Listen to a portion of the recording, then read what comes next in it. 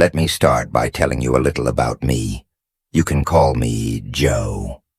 I served in the Army for 13 years, all in special operations. I'm going to be direct, without beating around the bush. Because after all I've experienced in these years, I think I've earned it. I could tell you many interesting stories about training, absurd situations during confrontations with enemy leaders, or scary things I've seen in service. But there is one operation one night that has not only shaken me to the core, but has made me rethink my entire life. We were a week into our last mission in a hot valley in Afghanistan with my unit.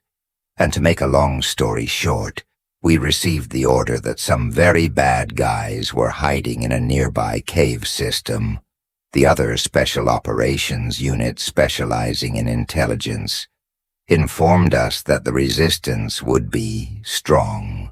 The drone images showed these guys armed with everything from AKs to RPGs, homemade mortars, and they had even unloaded a DSHK, a large Soviet machine gun, mounted on vehicles that fires bullets comparable to the .50 caliber.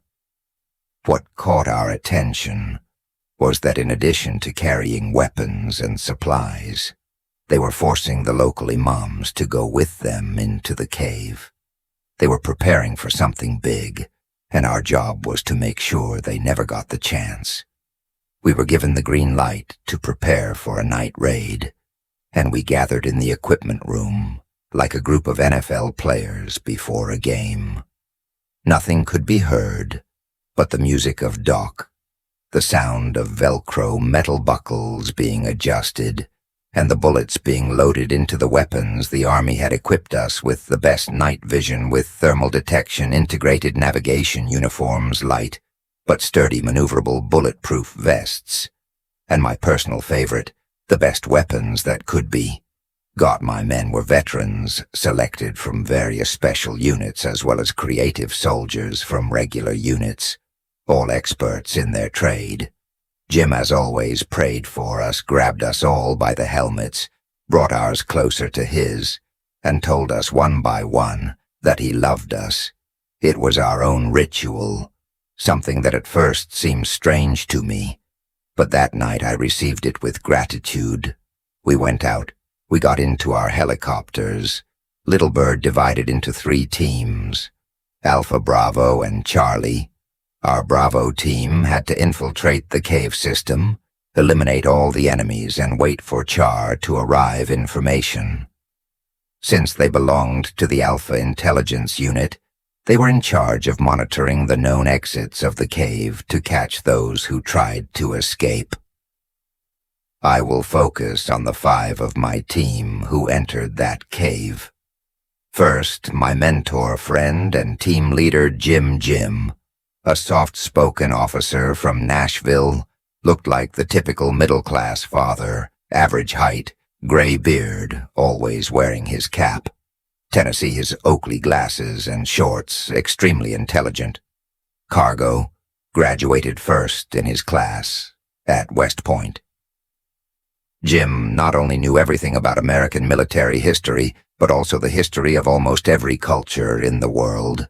Plus, Jim is a warrior to the core. His character and attitude made you want to follow his every word and every action, and make anyone who stood in his way fear. Then there is Doc, our medic. It was his first deployment with us and had a lot to prove. He had been a medic in the Rangers for several years, and although his resume was impressive, we had to see him in action so far. He had proven to be a wizard at his job. He even revived a fellow soldier on our first mission together. Phil was our communications specialist, a surfer and soldier with whom I passed selection, both single. We got a place together off base, and since then we have been inseparable in training, in the bars, in the field. Phil always pushes me to be better. I couldn't ask for a better partner. Finally, there's Matt, imagine Hulk, but reduced by 1%. Matt could open anything and find a way in or out of almost any place. This was his last mission before retiring from the military to spend more time with his children in New York. Matt loved his family as much as ours, and he loved his job even more. After each mission, it was not the tiredness that affected him, but the sadness of knowing that this chapter of his life was coming to an end. We infiltrated a landing zone about 5 kilometers from the entrance of the cave. We took off the night goggles from the helmets. We turned on the infrared probes and began to walk quickly towards the mouth of the cave. Jim was sending constant updates by radio to the base of operations, while Phil was the other teams. We approached the entrance in what seemed like seconds, only to come up against a stone wall. This ruined our plan to enter. Quietly, we would have to place a small explosive on the wall and enter dynamically. Jim signaled to Matt to place the charge, and just as he did, he pointed to the ground. They caught Arabic letters in the sand dust that said Gul, which translates to ghoul. Doc knew instantly that it was written in semi-fresh blood. You probably think this is scary. Not a good idea. Going in for us was a provocation. The guys inside were mocking us. They wanted to show us how bloodthirsty they were. So we decided to go in and find out. We prepared ourselves. We activated the charge, and Matt detonated it in a fraction of a second. Everything filled with dust, but we entered the cave without problems, scanning with lasers and lights, going in search of music. Targets. The dust settled, and everyone reported being okay. That's when the smell hit us almost instantly. I smelled death, more times than I would like. But the smell in that cave was different. Something terrible, ungodly. We explored the area and noticed something strange. The combat positions were all facing the inside of the cave, not towards the entrance, which we had never seen. The positions were full of weapons, ammunition, religious texts, and old bread. We continued to advance through the cave, eager to face the enemy. The tunnel became narrower, and finally we formed a line. I went to the front. It was then that we found the bullet casings, and then the completely mangled bodies, like those of the suicide bombers. Something was wrong. We all knew it. We took a tactical pause, and Jim sent the situation to the base, asking all the questions we had in mind, making sure they were seeing what our cameras were transmitting. In real time, the base responded with a single order: Bravo, continue, go ahead. Understood. Phil replied, clearly dissatisfied. After walking for about 3 minutes, we saw a door to our left. We organized and went in. I will never forget what I saw. A man about 20 years old, chained by the neck, with his eye sockets full of ash, and without his left leg cut off just below the knee. As soon as we entered, the man started screaming. Matt jumped on him to cover his mouth, while Doc administered a low dose of ketamine and placed a tourniquet on his groin to stop the bleeding from his leg. When the lights went out, Jim bent down, gave him some water, and asked him in grass, "Where is the rest of the group? All dead?" Answered the man.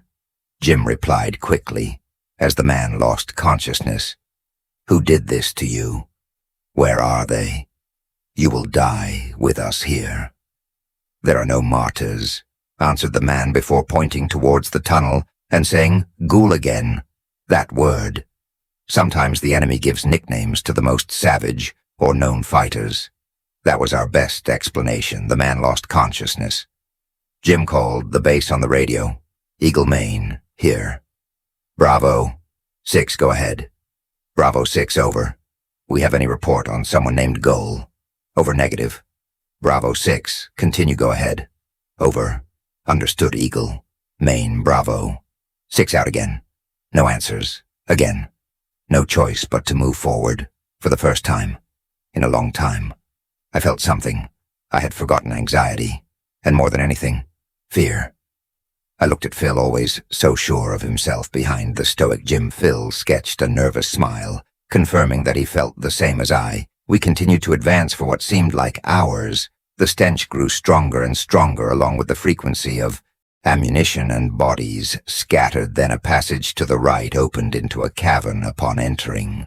A red light filled the place, as if someone had turned on a switch in that cave, located in a remote area of Afghanistan. Instinctively, I aimed my weapon with one hand, and with the other I raised my night vision scope. What we saw in the center of the cavern was a pile of bodies, forming the structure of a throne, infernal. A vision that I will never forget. The creature on the throne was bestial, with mule legs, horns that could be seen from the back of its head, and skin so stretched that it almost tore in, some parts releasing a black smoke. The creature turned its head bloody 180 grams towards us and got up. The team opened fire, but it was of no use. Then the lights went off. The night vision stopped working immediately, and the only thing that was left was the faint thermal glow of the throne of corpses. Joe, get us out of here. We turned and ran towards the entrance of the cave, towards the combat positions. We all took cover and waited with the lasers pointing to the tunnel. We heard what seemed hooves hitting against the stone, and then nothing. I lost my comm. A light stick infrared towards the tunnel. In response, a leg passed, flying by my face, and hit Matt full in the face, destroying his night vision and cutting his face. Swelling noise cancellation. The explosion was deafening. Jim also, that thing was approaching, devouring what would end up with a complex of trained jihadists. He stopped in front of us and said in English, "They will not leave this land alive, maybe not." I answered. I pulled out my gun and shot him in the forehead of potatoes. We stood up, shocked, examining the creature we heard in the distance. The cavalry of the helicopters finally said dock. While I was attending to Matt, Jim, Phil, and I were next to the corpse of the gull.